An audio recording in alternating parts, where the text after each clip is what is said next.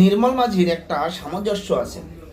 নির্মল মাঝি পানিহাটির বিধায়ক, ওকে তো একটা ডোমের চাকরি দিলে বা শ্মশানের চাকরি দিলে মনে হয় ভালো হয়।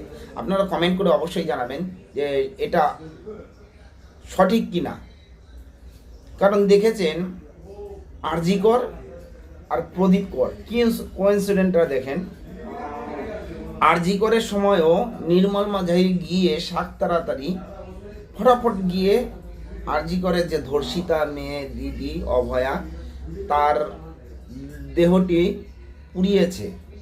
আবার সেটাকে আমাদের পশ্চিমবাংলার মুখ্যমন্ত্রী মমতা ব্যানার্জি সেটাকে আবার মনিটরিং করেছে, রাত জেগে মনিটরিং করেছে, দেখেছে কি করে তাড়াতাড়ি তাড়াতাড়ি পোড়ানো যায়, যে এভিডেন্সটা যাতে না পাওয়া যায়।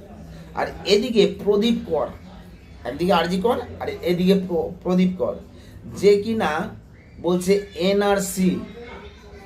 এনআরসির জন্য যাই হোক একটা চিঠি লিখে উনি নাকি মারা গিয়েছে, যে এই ভয়ে সে আত্মহত্যা করলো।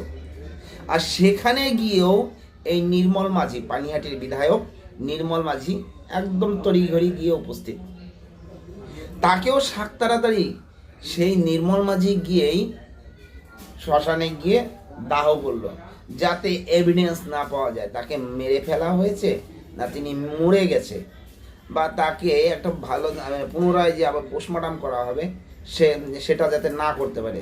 যার জন্যই বললাম যে নির্মল মাঝিকে ডোমের চাকরি, মানে শ্মশানে যদি ডোমের চাকরি দেওয়া হয় মনে হয় সকলের জন্য মঙ্গল হবে, এই পানিহাটি এলাকার জন্য বা কলকাতার জন্য। তাহলে নির্মল মাঝি কি একটা বড় একটা অবদান আছে বলেন তো। নির্মল মাঝি একজন বিধায়ক, সে কিনা মৃতদেহ মারা গেলে সে তড়িঘড়ি চলে যায় শ্মশানে এবং তাকে পোড়ানোর জন্য যত তাড়াতাড়ি চেষ্টা।